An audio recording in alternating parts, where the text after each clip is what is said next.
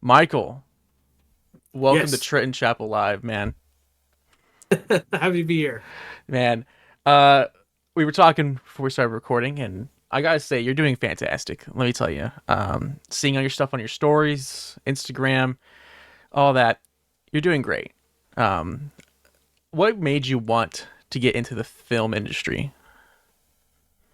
Yeah, I think more than anything, it was just seeing a discrepancy in creative opportunities where I live. I live in Mansfield, Texas, which is a small town. And back when I was younger, there weren't too many opportunities for new age arts. It was always traditional art like theater and Yeah, music, but film design, the digital age of creativity, there wasn't many opportunities. So at a very young age, I kind of saw the opportunity to you know, create those opportunities for other people by just learning film.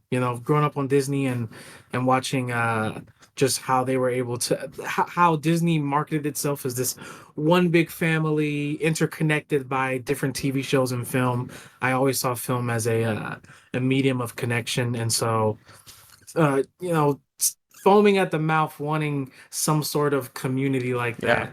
Uh, I was inspired to do film and just kind of operate in that space for the young creatives, and it turned out well. So I would say initially getting in the film, there's a passion for it, but it was more so in seeing the absence of something and Yeah. wanting to create. That's why that's why I started Chappell Media, my company, because I'm based outside of Dallas, and so there's nothing really here in Texas. Um, it's quite sad. If you want to get into film, I think it goes Austin, then Houston, then Dallas, and Yeah. it's very very small. uh, but it's awesome that you're doing this and allowing this community to get together. I want to ask you, what are the goals for MHE? Like, what is your 5 year goal, and then what's your like lifetime goal? Oh, that's a great question. 5 years, man. I think in 5 years, I want to be super, super um optimistic, but also realistic. I Mm, know that the main goal for a lot of filmmakers is eventually getting your own space to yeah, create these projects, and I think that's a 5 year or finite end goal. Like I do want to have a space, preferably within the DFW area, um, where we can base our operations. But I think success overall, just being able to create without it being a hindrance financially, like having film be my as my mom would say, tent making yeah, skill ability, just having film be the financial breadwinner. And yeah, now I can, film is simultaneously giving me spiritual and emotional prosperity, but also financial, logistical prosperity. yeah. That's the ultimate goal. Because I feel like because we're indie. I think we are both categorized as indie people. I think every indie director, writer, actor wants to get to the point where it's like, this is my job. I get paid to entertain, and that's my dream has always been to be a film director. When I was like 7 years old, I started a YouTube channel and I was making stupid skits that you can't find anymore, and just being creative and just having that, what I'm saying, like at your fingertips, being able to make something from nothing, and it's just awesome. Yeah. It's awesome. Uh, I want to ask you, what are the pros and cons of having a MHE, man? What's the pros and cons? Let's start with the pros. It will start positive. We'll start But positive.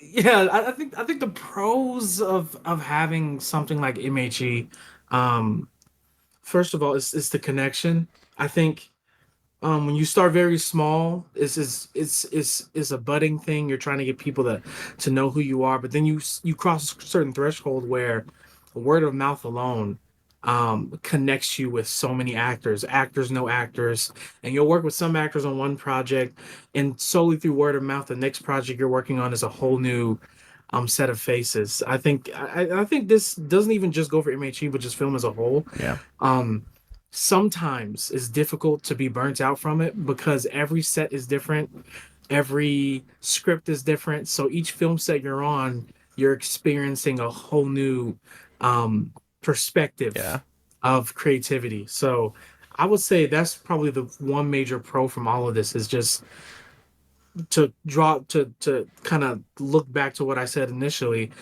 the community Yeah. that is built from this. I think that trumps everything. Yeah. Now let's get to the negatives. What's the negative of having a production company? I think the finances, Yes. There we go. the money, man. I think that's a shared consensus amongst Oh a yeah. lot of the indie filmmakers. Well, especially when you start going into um the kind of middle tier between professional and just starting out when you're kind of working with prosumer equipment and stuff. um it becomes very expensive. Yeah. Like most of the productions that I do, I shoot everything on a Blackmagic Pocket 4K, Hey, great and camera. it's fully rigged out. So I need a every time I shoot something, I need an AC follow focus. I need to have a aid and gaffer, all the equipment like the C stands, and it's so heavy. So I think the money and the planning, making sure Yeah. schedules align, those are the two biggest issues that are run into. Yeah. I have to completely agree with that. I would also say the biggest con is location. Uh, Oh yeah. Texas, as we said before, man, it's very small here. And when you find something great, I made a film 2022 called Collide. You probably heard of it. It was a big thing back in the day. I'm just kidding. Um, and I got super lucky to have three cast members who were actually professional, like actually trying to become professional actors, who were just phenomenal. You had Jonah, Kelsey, and Kevin, main three characters. They knocked it out of the park, and they saw what I had, which is this right here. They saw what I had, and they did it, and it's won awards. It's the people who watch it say they're fantastic. The direction's fantastic, and I would say the biggest con is location where we're at, but it's also a big pro because you can find those people who are dedicated, and then you'll make gold with that. Yeah. Yes, sir. Yes. So, why'd you call it MicHill Entertainment? It's actually such a weird story. It's kind of like it's not as entertaining as other people may have come up with their companies. It's like how Childish Gambino, he Yeah. got his name by going on a a rap name generator. Yeah, it was For a me, Wu Tang name generator. yeah. So for me, it was literally just the abbreviation of my name Mike is Mike. Mm. And then there was a family member at the time when I was first coming up. She said, if you're going to be a musician, maybe you can abbreviate your name Mike, but not the traditional way. Abbreviate like microphone. So MIC. I went, okay, cool. And then I just put my last name next to it. There you go. And kind of stuck it together and it. But I think now, because there was so much confusion on how to enunciate it. Some people say MicHill, some people say Michelle. I've Shell. recently decided to just abbreviate it MHE. So MHE, yeah, which is great, Uh, MHE, it just sounds, it's like an A24. No one knows yeah, what the hell A24 means, but it just sounds cool. My company's Chappell Media Productions LLC, but I just go by Chappell Media because that's what people know. Or I'll go by C, yeah. because you can't go by CM. It just sounds weird. Uh, let's talk about your directing style. You're a director. You're the director of this show called Smalltown Outsiders. We'll get into that a little later. What is your process? Let's start from the very beginning. Let's start with pre-production. How do you get Right. the actors? How do you get the people? How do you set it up? Then go into post. How do you make them make the art and then or a production, how do you make the art? And then get to post, how do you edit this and make it beautiful? How do you do that? Yeah, I think so. To answer the first one, pretty straightforward. Finding the people. Um, I think with a lot, and this is more so just a statement. Sometimes it's difficult as a filmmaker. You'll write a script and you'll kind of write these blank characters, not knowing who are gonna fill those roles up, Yeah. and it can be difficult. But with me, specifically with Smalltown Outsiders, I wrote all the characters with people that I knew in mind. Hmm. So Smalltown Outsiders at its core is a kind of a a scenario including my actual friends, but in a different time period in a sci-fi. Yeah.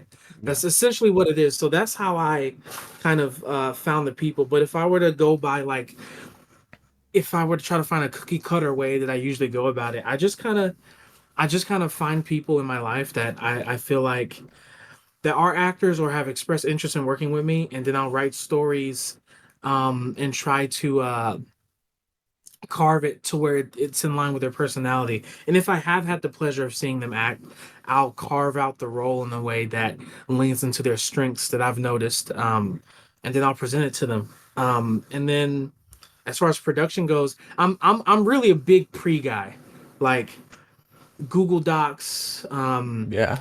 We have of lookbooks, character sheets. Each character has a color palette and articles of clothing that go with it. Um, the pitch deck, the uh elevator pitch, the synopsis, if it's a series, the episodic breakdown, like that will all be written out. I call pre-production shooting a movie on paper, Yeah. because that's essentially everything. I'm touching every single thing, and then I get to the logistical side, budgeting, schedules, and then the look that I want to go for the overall film. And that's kind of how I go about it. And then we go into casting. Production, uh, I'm very much a guy where I'm like, I think the script is a skeleton. If the actors come in and then they learn the lines and they understand the motivations of the lines, um, it just becomes a skeleton and they can just play around with it. I think actors and actors are not subordinates to directors, they're collaborators. Yeah. um they're coming in with their expertise and you're coming in with yours, and y'all mutually come together and build something. And so I think every person on set is as equal to the director, because they specifically are helping curate a vital aspect of the film. So when it comes to the DPs and everything, just anyone that comes on set, I'm very much a everybody has a say, everybody can creatively give input. Um, and best idea wins, you know? Yeah. Best idea wins. So some of the coolest things in Small Town came from someone that was a grip, and they were like, "Hey, what if we did this, Mike? What if we did this?" And I'm just like, "Yeah, let's try it." I really just I want everyone to throw their ego out when we get on set, and be a let's just be one big moving think tank Yeah. as we're filming.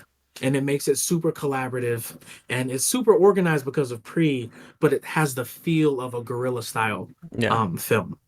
And post, I do all my editing and music production and color grading. So post is just me, locking in, and just going about it. But I think even in post, I'll send some shots to actors, some of the crew members, and ask them what they think. I just think overall, my directing style is very much heavy on collaboration, Mm. whether it's pre, pro, or post. I think that including the community of the project will not only inspire everyone to give their best, but it'll leave everyone feeling like they own a piece of that final product. Yeah. Yeah. That's awesome. Do you go through imposter syndrome? What? All the time. What?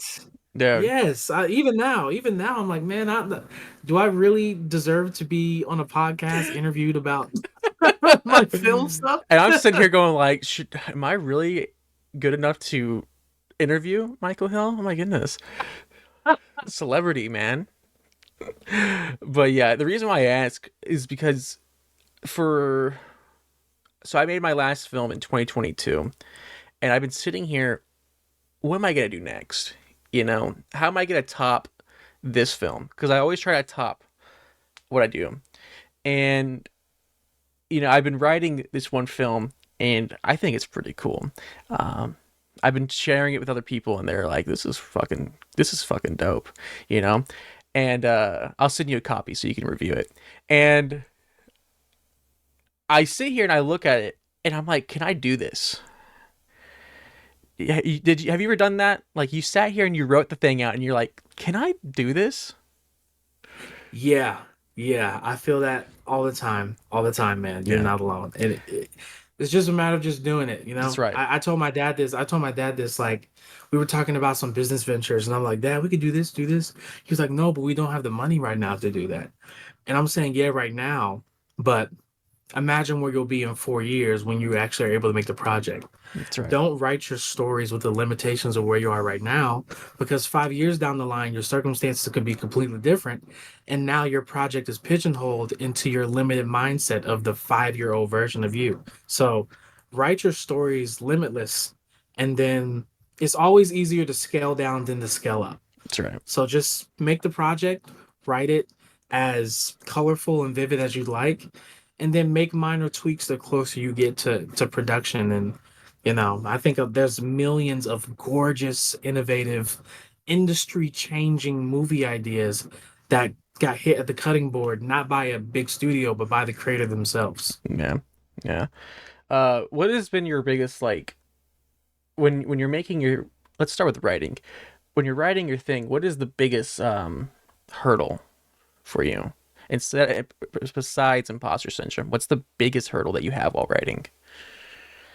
I think writing natural dialogue, that Yes. that can be and that's what I'm learning right now with the projects I have lined up, is even more so just saying the lines out loud, and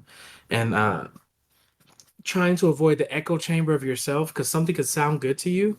If you write it strung out like hours on end writing, your brain kind of loses the capability to naturally read something. So I think patience and writing natural dialogue are the two biggest hurdles that I think this calendar year I'm trying to overcome. Yeah. Now let's talk about directing. What's the biggest hurdle for you for directing? Um, I think one of my actors told me this from Small Town. I think my biggest hurdle is I think knowing when to pull back, Mm, because I'm sometimes I can be a bit too much of a helicopter mom dad, yeah. and not that, like, I give the actors creative freedom, but I'm almost like coddling them through the entire process. And sometimes I just gotta, like a bird, kick him out the nest and let him fly. Um, I think that's what pre is for. Just pre-production is to insert as much knowledge as you can to the actors and letting them know who the characters are and learning the lines. And once we're on set, everyone just kind of sucks into their role. And I think, it was, of course, appreciated how involved I was and how much detail I was giving. But I think learning when to pull back and just go, okay, the actor knows what they're doing. And if there's anything I see, then I'll engage. But I don't need to hold their hand throughout the entire Yeah. process. That's been my biggest thing. That's my biggest thing I'd say too. I've been so used to making things on my own. I remember I used to be really big in documentary. That's what I used to make, was just that, because you can do that by yourself. Set up a camera, put the mic up, put the lights on, them go. Now, doing narrative stuff, uh, you have to trust these other people. You gotta trust not only your actors, but you gotta trust your DP. You gotta trust your sound guy. You gotta trust if you have an editor. You gotta trust them. If you have a composer, you gotta trust them to make great music. And that was the biggest hurdle for me. It was like, I'm used to having everything to myself and just editing at home and doing all this and planning this. Now I have to divide the jobs out and trust these people that are going to make my thing great. But it always does. You know, you just got to get the good people. Yep. um, let's see. How are some ways that you got funding? What are some ways you get funding, man? Um, I think the main thing is what a lot of filmmakers, surprisingly, they don't really do that much, is a proof of concept. Mm-hmm. Um, that's what got me Small Town. The people will see Small Town, go, "Oh man, it's so great that you got that project done." But no, I shot the first proof of concept for Small Town in 2021, or it was either 2021 or 2020. Um, it was a while ago, and I just kind of, utilized my resources to make it. I think it's much easier no matter who you're getting it from, whether it's through a film festival, actual producer, whether it's through family, friends. It's much easier for people to see to believe. Yes. Um, and for you to just come with a script, like, here's my script idea, and you do a sit down talking head video, and you're like, I want to make this project. It works traditionally, but I think even more so now that we've become a hyper sensory driven society, we need to see more. Yes. People arguably want to see the movie before you have the funding to make the movie. Yes. So the closest getting to that is making a proof of concept, picking a scene from the script that best encapsulates the entire vibe of your film, and then whatever resources you have financially, um, just throw something together, find some great actors, sell them on the idea of the potential, and then shoot it and release it. If it doesn't get funding, well, then you have a dope short film. Yeah. If it does get funding, well, then it works. It's a win-win either way. And if that project doesn't happen, if you put out enough proof of concepts, what you're doing is you're continuing to be within the realm of film, and you're not allowing financial goals to dictate your creative involvement, but it also builds up your discography at the Yeah. same time.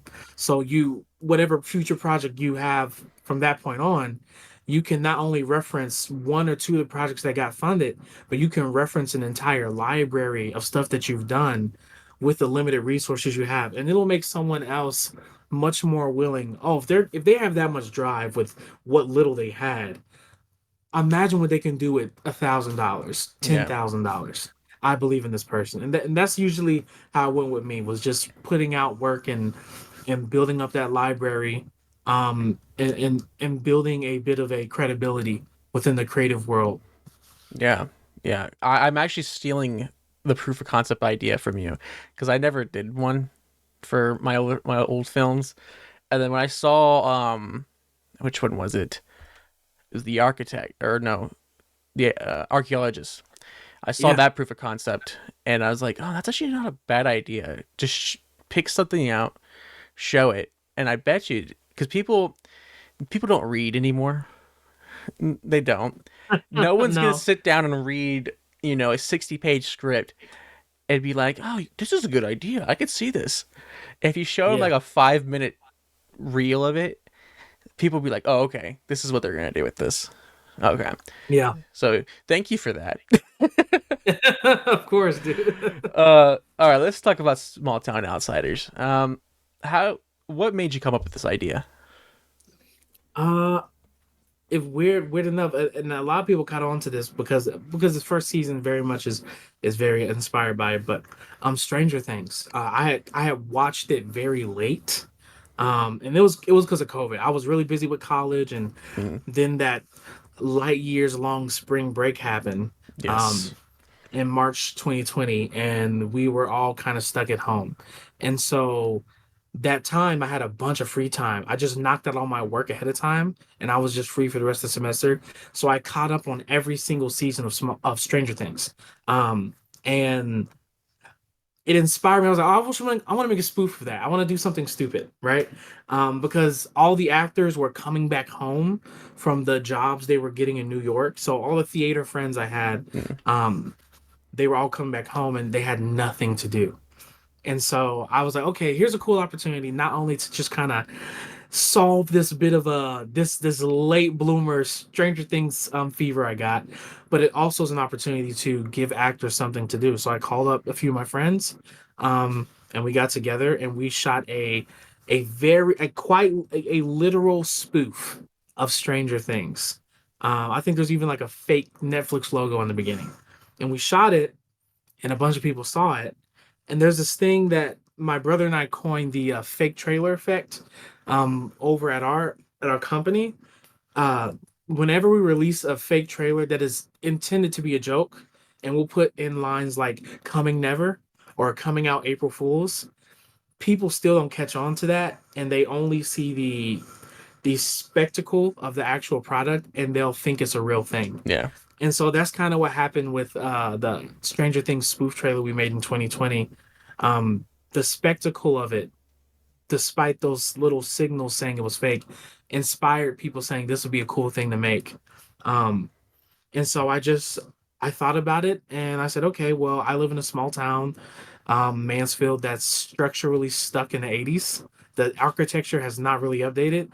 I've got some cool friends that are down here that are super driven but also talented.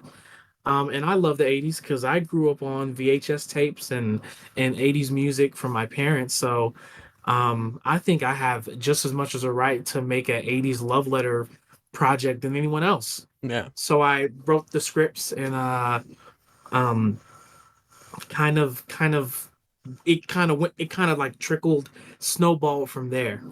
Yeah, because the very first shot of Smalltown Outsiders is this old car, and it's such an 80s car. And I was like, man, he went in with this. He actually got the cars. You got the clothes, like the clothes that they're wearing. You had the Super Nintendo in there, or the NES actually. Yeah. The TV. I was like, man, he went all out with this. You even had, I even saw this in the first episode. One of the actors, I don't know which one, he's drinking a Coke, and it's the glass Coke bottle. And I'm like, he did his research. And I love that. I love that. Thank you. Um, let's see. Let's talk about the cast.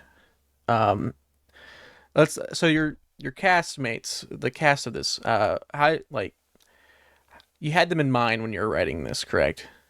Yes. Uh, did they portray the characters as good as you thought they would? I think even better. Yeah. Yeah, I think like I wrote the characters with them in mind, but at the same time, the mind is flawed. You can have a certain way that you think they're going to perform it, and then they come in and then just do it in an entirely different way.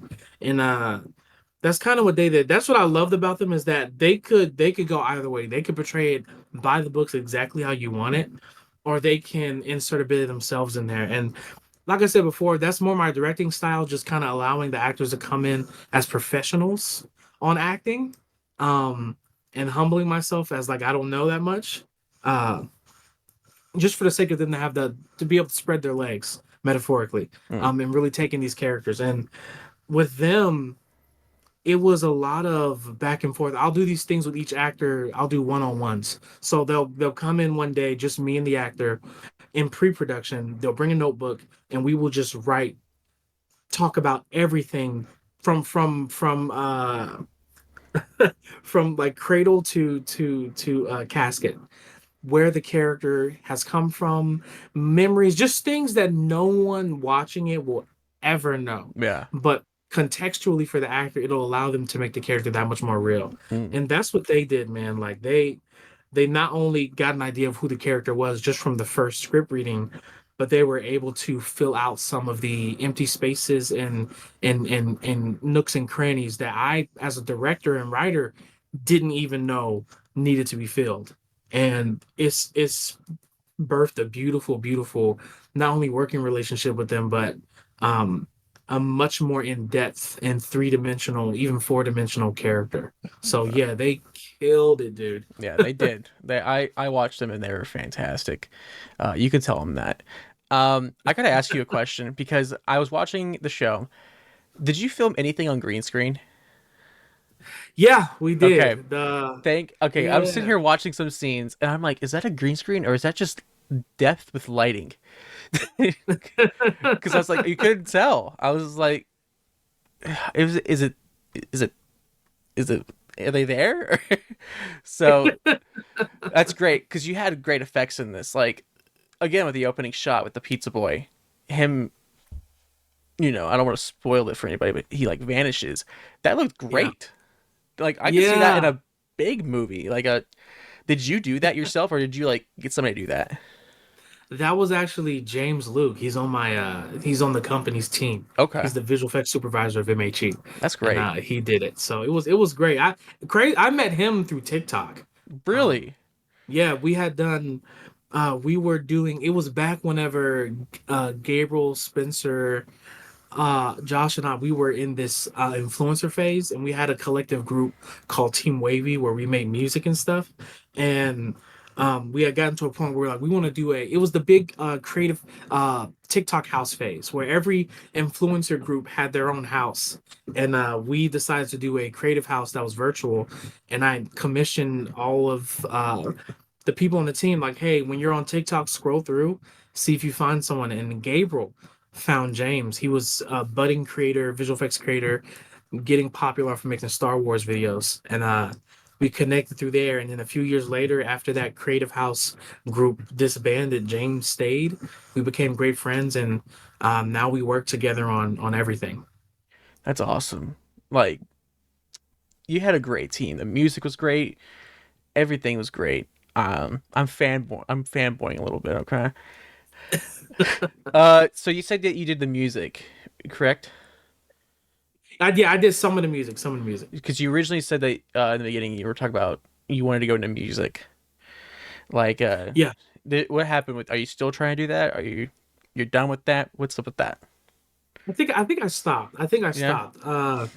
It's been a wrestle between film and music, but I realized that film is much more satisfying to my brain. I think I have creative ADHD where one minute I'm doing this, but then I really want to do um film, and I really want to do design, and I can't really make up my mind. I'm constantly distracted by the sheer limitless possibilities of ways you could creatively express yourself, audio, visual, video, whatever. Yeah. Um so I kind of did, you know, slow that down. I may every now and then make a song, but no one's gonna hear it. But film is my baby. Okay. Okay. Good deal. Good deal.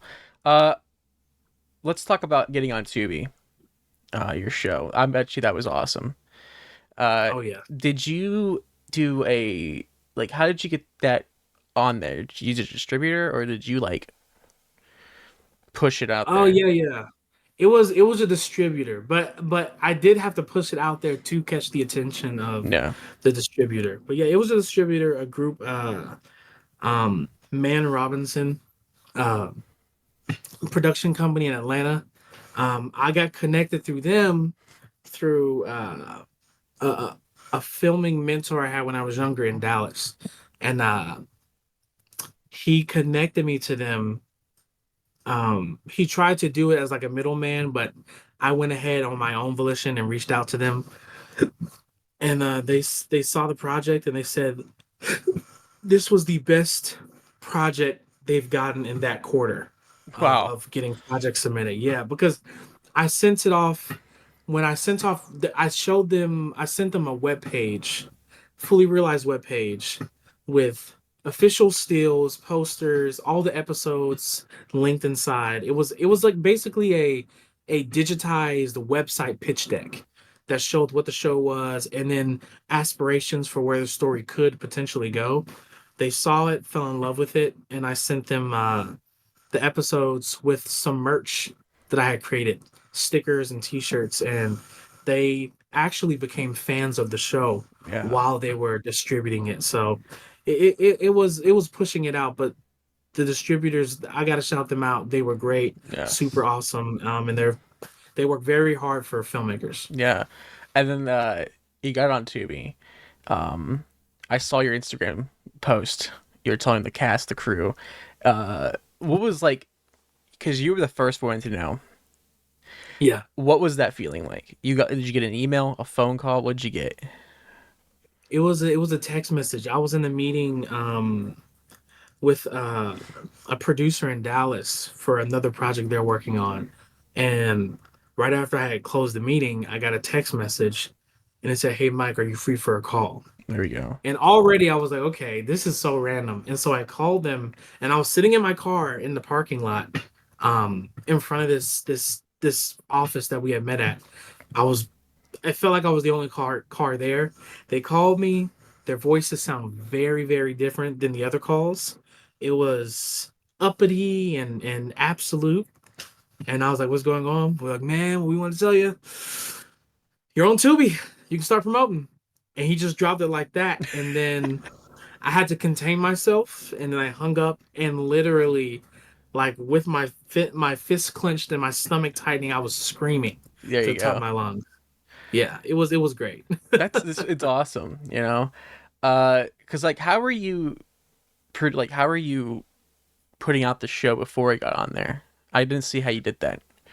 Right. Well, for the pilot, it was a movie premiere. From that movie premiere, we got the funding to make the whole series. We kept promoting it as the first TV series shot in Mansfield, which it is, but having that leverage of being the first of anything really helped build the momentum. And so we premiered that. Then we had a second premiere in the theater. So we had two showings.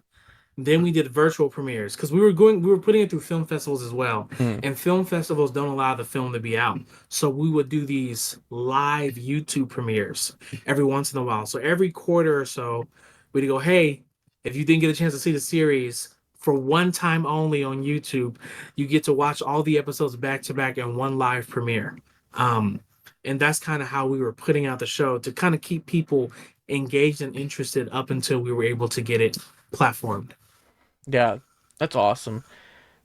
Because I feel like with indie filmmakers, getting people to watch the thing is probably the hardest part. Like, you could sit here and say, dude, shooting the thing, writing the thing, editing, man, that's so hard. I feel like the hardest part is getting the audience.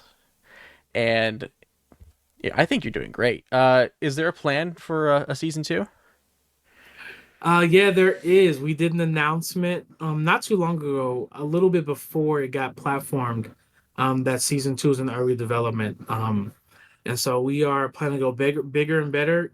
I think season one, it was let's just give you an inside scoop. You're the only person that, that knows this, but season one, we had 5 episodes and they were all around 20 minutes. Season two is 8 episodes and they're all 30 minutes and more. There you go. Um, so yeah, we're planning to do season two, and I've already had some script readings with Gabriel and Spencer. They've been reading the script, and they are just head over heels, so excited. And I had some tearful phone calls with some of the castmates and that were in season one, telling them that I'm working on it. And I gotta say, man, I'm so blessed with the cast that I have because every single person, when I told them about the announcements, they were so excited, so grateful, so energetic about it. So I think the whole small town team we're excited to continue the story of these characters. That's yeah. I'm excited for season two. If you need somebody to be a dead person, I'll do it. I'll come over and do it. Uh, let's see. What's next for you? Not MHE. Oh, You. right. That's a good question, man.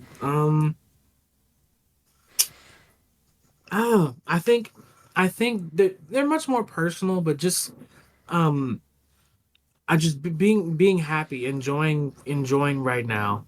Yeah. Um uh I think it's easy as a filmmaker to kind of get caught up in the potential of what could be or what's the next project. We're very much like business minded, quarter minded. This quarter I want to achieve this and I want to achieve this and I need to get this next camera or make this next project.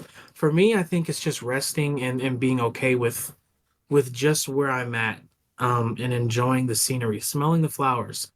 Um, because the moment may completely pass me by because I'm so caught up in achieving what's next, I can't really appreciate what's now. So I think that's a big thing for me. What's next for Michael is what's new. Nice. Now what's next for MHE? Um, MHE. Well, we have one more proof of concept coming out, called Eternal Life of the Zoo, directed by Richie Hidalgo, directed and written by him, and we're gonna drop that this Saturday, Oh, or I don't know when it's coming out, but I'll say Saturday, on March 9th. We're gonna drop that, and I think trying to build a brand more. I think we have a ton of content out there.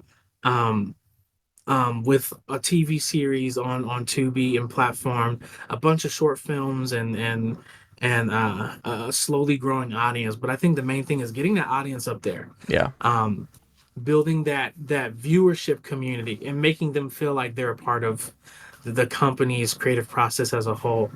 Uh, yeah, I think building the brand of MHE, just reaching a larger audience and then getting more eyes on our stuff to then breed more opportunities. And then of course financial,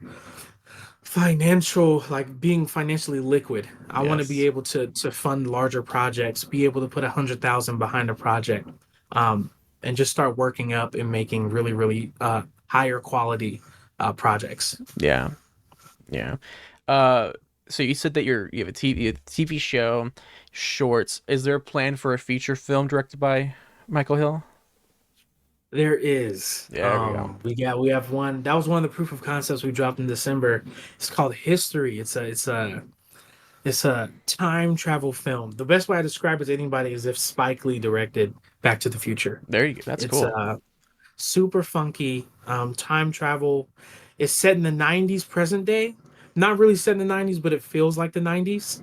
But then they run into this amulet type thing, and it sends them back to the 70s.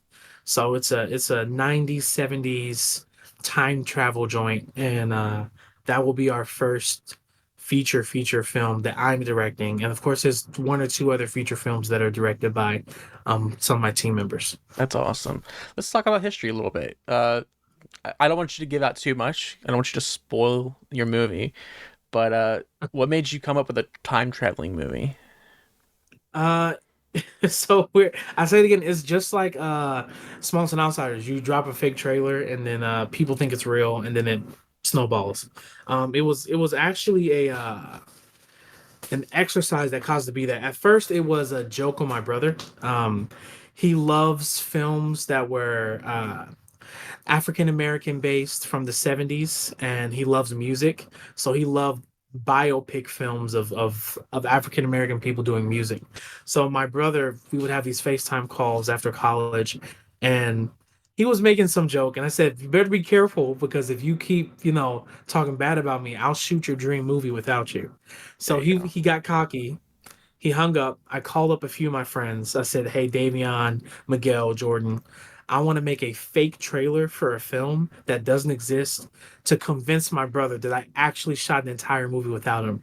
So they came over the night before my brother came back, and we shot a bunch of random clips, and I stitched them together into a fake trailer. And I showed my brother. He freaked out. The prank was beautiful, but then he goes, "But maybe this would actually be a good idea." And I said, okay, but how can we expound upon it? He said, I was like, what if they time travel? What if the 70s is not just a placeholder setting, but it's actually them trying traveling back to the 70s, and then we just kind of treat it like a think tank. And then the idea of history came and we wrote the feature film. We told the castmates the idea, they fell in love with it, and that's kind of how history came to be. That's awesome. That sounds awesome. I'm excited for it. When do you plan on dropping that? Well, right now we're in early development. Well, a little past early development. We're kind of like in pre. We're trying to get the funding for it. Right now we're seeking 100,000. Hmm. We think that should be able to get us by. Once we get that, then we're good. But ideally, we want to start shooting, um, 2025. Start production on it. But I don't know. After Small Town dropped on Tubi, a lot of people seem to be prioritizing season two of Small Town. So Yeah, because I feel like once you make one project that's like really good, they want more of that project. The yeah. biggest joke for me in my community was Clyde 2, and it makes no sense because of how it ends. There's no reason to make a Clyde 2. But I always joke around. It's like, yeah, Clyde 2's coming, guys, but it will never come out. But I want to ask you, who is your biggest like what director is your biggest inspiration? That's a really good question. I'll give you here. I'll make it easier for you. You can pick three. Okay. Man, these might be some basic ones. Hey. I think Spike Lee for his visual capability. Mm-hmm. Um Spike Lee, Aaron Sorkin, he's not really a director, but he's a writer.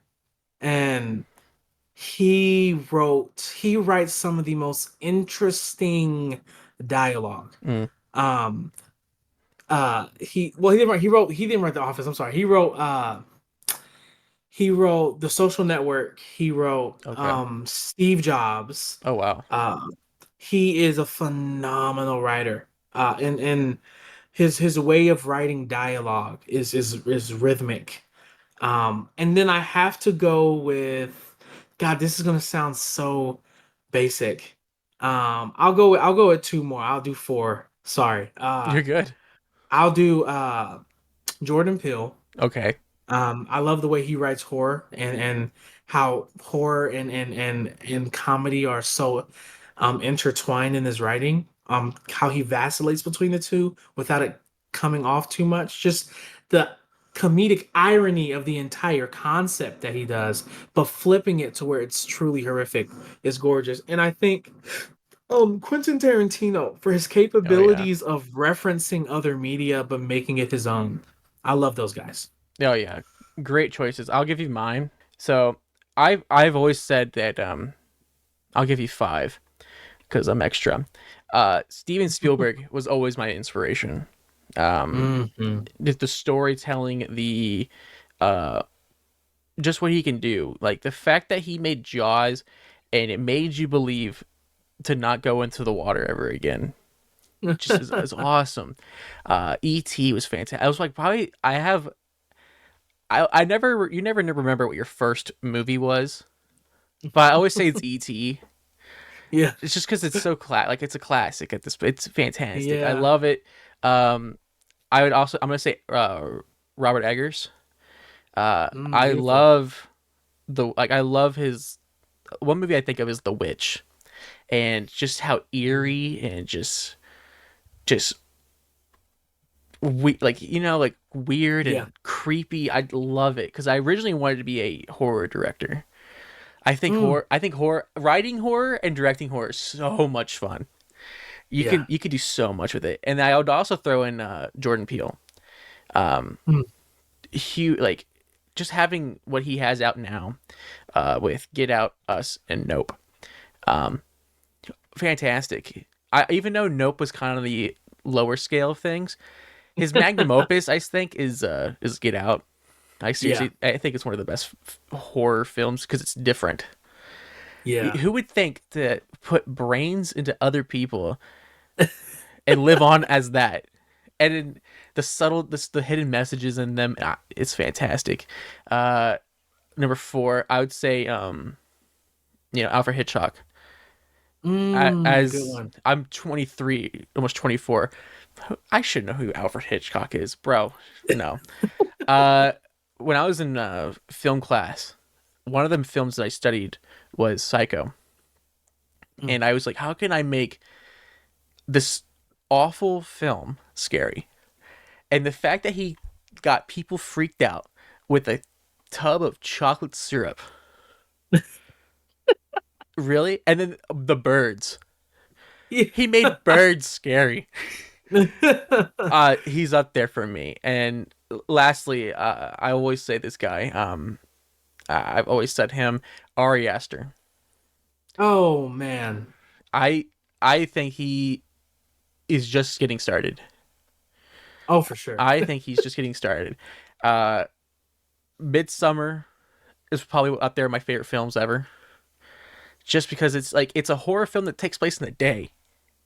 like like who would think of that? Hereditary, eerie, creepy. He did his research for that film. Like that cult is a real cult. Like Yeah. and then Beau's Afraid was just a trippy mess that was awesome. Man, And I can't wait to see what he does next. I seriously cannot wait to see what he does next. But yeah, those are my five. Um, nice. yeah. Let's see. What are your top five films?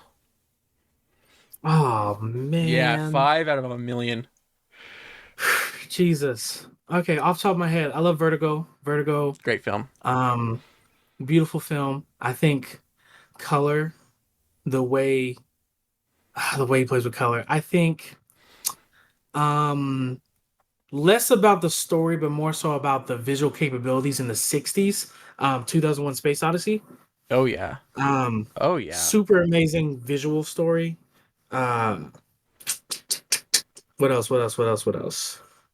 Um, Get Out, of course. Yes. Um, it was gorgeous in the way that I think just the audience reaction as well. Like being during the time it first premiered, that first weekend, the opening weekend, hearing the audience react, and the audience involvement and how it was curated in a way to incite certain reactions.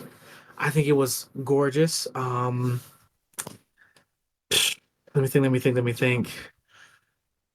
Animated film. Oh yeah. You gotta have one in there. Into the Spider Verse, across Spider Guys. Verse, interchangeably. Yes. Um, I think across the Spider Verse, the follow up to Into the Spider Verse, there was the use of mixed media was insane. Yes. Like, I think the most a lot there's a lot of films that come out during a certain decade that define that decade.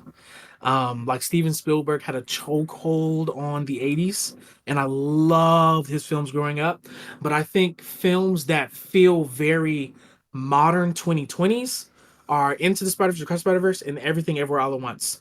And it's interesting because they both use mixed media to propel the story. And it's poetically adjacent to where our society is. We're very we're overloaded. We overload our senses all the time with TikTok and immediate gratification and being able to see different forms of media all the time. Having films that kind of replicate that sensation of everything being thrown at you, they feel inherently very modern. So I love those two. And I think that was five. And That's if I five. were to throw a special, yeah, if I were to throw a special one in Just for there, good luck. um, just for good luck, I would say I know it's an A24 film. I know it Oh is. yeah. I'm trying to remember. I know Everything Ever Once was great, but I can't. I'm gonna just throw a classic in there. A 80s classic. Um, I'm gonna go back with E.T. E.T. E.T. was phenomenal. I just loved it. It's a very feel good movie. Steven Spielberg knew how to incite a feeling. He picked the right people to score stuff. Yeah, every decade has those people that help redefine and push forward Hollywood, and Steven Spielberg is up there. Yeah. Uh, so for me, my very first one is a very weird one. People would never have this in their top five. Uh, Teenage Mutant Ninja Turtles from the 90s. You know, the ones with like they're clearly dudes in suits. And Yeah. I love that movie. I love it. I love the characters. I love what they did with it. Um, I've always been a Turtles fan. So that film was a big inspiration for another film that I'm working on. Uh, another second one I would put on there is Saturday Night Fever. Have you heard of that film? Oh, I have. So Yeah. I got introduced to that. Oh, 2018, 2017, 2018. I got introduced to it, and it's not you know like the best film ever made. It's the reason why I like it is because of the story of how it got made. It is a very low budget film. They had to like I think they were talking about in a documentary they made. They had a dude on like a platform with wheels, completely made out of like wood, like completely unsafe, and he would stand there with the camera, and they'd push him back to have like the dolly back effect. And I'm just saying like that's genius, and just it's a fantastic story. I think John Travolta's fantastic. Um, but yeah, animation film. Uh, Spider Verse. I think I think Spider Verse is probably the best animation film we've had in the last 20 years, and Yeah. the 2000s of what we've had so far. I think is one of the best. Um, but I'll go older. Uh, Heavy Metal. Have you heard of this movie? I don't think I From have. 81, 1981. It is What? a collection of different shorts made into one film that kind of connect, and it's just hilarious. It's very adult, so kids don't watch this. I highly recommend it. You could probably find it somewhere, but it's just the animation reminds me of Dragon's Lair, Space Ace. Like that's what it Okay. reminds me of, and it's a fun ride. It's so much fun. Um, Another film, I think that's three. Number four, 2008's Baghead. Have you heard of this? No, it sounds familiar, but no, I haven't heard So of it. it's made by the Duplass brothers. Okay. Anything that they make, I watch it. Okay, this is Greta Gerwig's first film, like Oh, acting wise, wow. and you could tell. Uh, so it's a so they shot it on like a cheap camera. Funny enough, they got the camera from Rooster Teeth. Yeah, and they filmed. I believe they filmed in Oklahoma, in like a cabin in the woods type thing. And what it is these four actors, out of work actors, are trying to write a movie to star them for, so they don't have to keep auditioning and getting rejected. That's all. That's the whole story. And it turns into a horror film comedy. It has its moments. Great film. It's on Tubi. I just found out it's on Tubi. You'll laugh. You'll laugh at it. And you'll sit there and go, "What the fuck is this?" And then let's see. I need another one. Let's see. Let's check out the list here. You know what? I'll do this. Yeah. Uh it's a collection of films. The Conjuring series. Oh, nice. Um Fantastic. I love anything The Conjuring. Uh The Nun could have been better. Okay? The fact they made a Nun 2 pisses me off. It should have been a Crooked Man movie. They're teasing us with it, but Conjuring man, to make the third one was really good. I like the third one. The fact that um there's a line in it that really got me was we believe in God in the courts, but do we believe in the devil? Because the whole thing is based off of Mm, true events, and it's a fun ride. Annabelle's great. Uh, yeah, if you haven't seen The Conjuring, go watch The Conjuring. It's not that yeah, scary. It really isn't. yeah. It's a great story about Ed and Lorraine Warren, who are real people who went ghost hunting and captured some weird shit. And I love at the end of every movie, it's the actual audio files from their investigations from the real event. I just think that's really cool. So yeah, those are my top five. That's awesome. Um, all right. Uh, when is the MHE Chappell Media collaboration gonna happen? Oh man, if this isn't already that, then um, I think it's the I two don't know. biggest Texas film production companies out there. Come on, the people are asking.